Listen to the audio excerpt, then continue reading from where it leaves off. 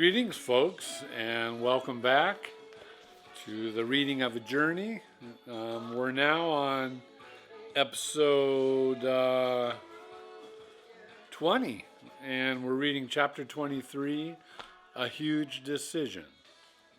And you might hear a little music in the background. That's Bob Marley. It's not very loud, so you might not hear it too well. But we're doing, chapter 23, A Huge Decision. The short story here is that in the years I worked as medical officer, with the exception of those awesome opportunities to help with some disaster response teams, I was for the most part totally separated from actually taking care of patients. I functioned as a nurse while working with the medical teams, but it was my paramedic certification that allowed me to meet the needed qualifications to go. As I was no longer working as a medic with the fire department, that certification would be expiring and I wouldn't be able to renew it. With the loss of my certification would also come the loss of my ability to participate on and provide care with future teams. Providing patient care was the reason I ever joined the Army and became a field medic or a nurse or went to paramedic school. It was to make that contact with the people who needed the help. So I was incredibly grateful for my job as fire department MO, but was also discovering that I really didn't want to make this a lifetime career. In addition to feeling like I wasn't doing the kind of work I was built to do, I also started to question if I was really the best guy for the job. I began thinking that if I was ever going to work with patients again, some changes would have to happen. As already mentioned, having a 50-pound lifting restriction pretty much put the kibosh on performing as a medic. It more and more became evident to me that the department would probably be much better off with a medical officer who could not only perform the necessary administrative tasks, but also function as a paramedic and/or firefighter if the need arose. I had to accept the fact that I was not going to be that person. So what to do? In the end, it boiled down to persuading the chiefs of the department that they would be better off with a medical officer who could do it all. Someone who could meet the 100-pound lifting minimum that every other member of the department working in the field needed to meet. Not only did I think it would be better for the fire service to have a medical officer without any restrictions, but also better for me to be taking care of patients and not sitting behind a desk and going to meetings. As a 91C in the Army, I had tested for and received a practical nursing license while in Colorado. I was able to transfer that license to New Jersey while we were living there, and then to Washington State after we made that move. For some reason, I always felt the need to keep the license active even after getting out of the Army and even though I'd become certified as a paramedic. On the one hand, I felt the need to pay the annual fee and renew the license each year.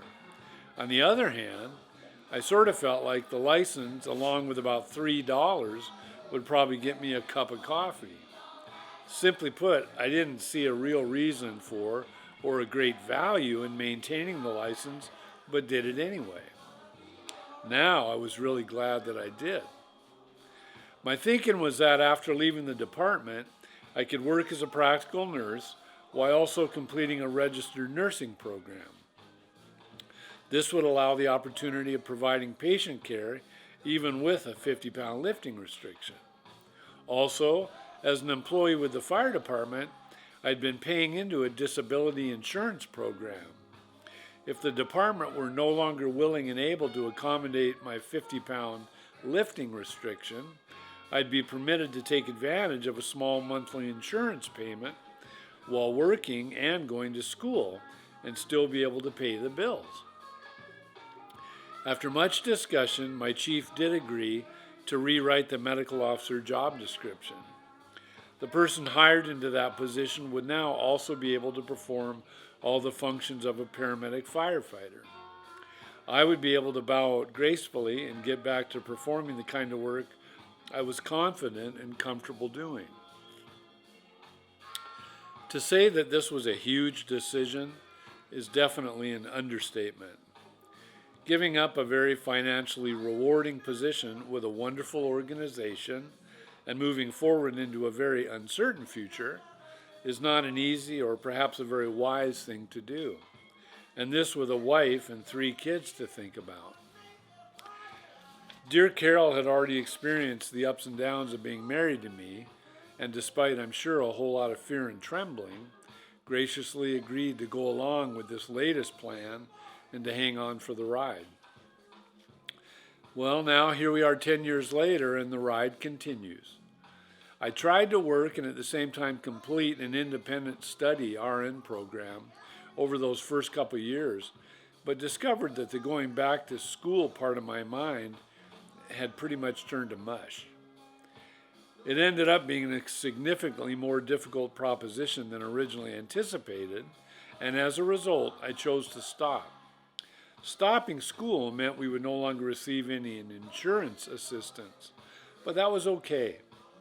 I started working full-time and found that we could still enjoy a wonderful, yet very simple life, and always seem to have more than enough. Over these last 10 years, I've been employed in a few different nursing settings to include primary care clinic, home health, progressive care unit, and in an urgent care clinic. I've developed a whole new appreciation for all the folks who work in each of these areas. Whether aides, medical or nursing assistants, nurses, practitioners, whatever, they all work their asses off. If ever I hear a paramedic or firefighter complaining about their work situation, I can only suggest they step back and consider all the folks out there who are in the medical field working very hard every day and yet not enjoying the wages and benefits that the fire service offers. If the urge to whine gets too great, I guess they could always call for a wambulance. I'm currently working in an urgent care, and it's without a doubt the most fun and fulfilling job I've had since being a paramedic in the field. I think I may have finally found what I'm looking for. As of the writing of this paragraph, with the exception of a short trip to Louisiana after Hurricane Katrina and during Hurricane Rita, I have not had the privilege of assisting with any further disaster relief responses. Those are some very special times. Although there haven't been any international trips lately, Carol and I did, in 2016, find ourselves being treated to the company of some delightful international visitors. Early in the year, our middle child, Abby, finally flew the coop, and we, for the first time, became empty nesters. Perhaps to help us from going through withdrawals due to no kids being around for the first time in about 27 years, God provided us with a few opportunities to host some foreign exchange students. The following is an excerpt from the Gates 2016 Christmas letter, which Carol wrote. March brought us the joy, honor, and privilege of hosting Nori Sato from Japan. Nori came to us via the exchange program from the local high school. Nori wanted to improve her English. I should improve my English. Nori wanted to improve her English so she could help at the 2020 Summer Olympics in Japan. We look forward to seeing her on TV in 2020, helping with the tennis matches. A passion of hers is tennis, and I can attest that she is a good player. In July, we were privileged to have Sarah from Spain with us for about 10 days. We came to have Sarah through a dear friend of mine from Hansville, who was a Spanish teacher in the local schools for many years. Sarah is a university student who just wanted to visit the United States. She'd written and illustrated a children's book to help her finance her trip to the United States, and we have a signed copy of that book. She is a very good artist.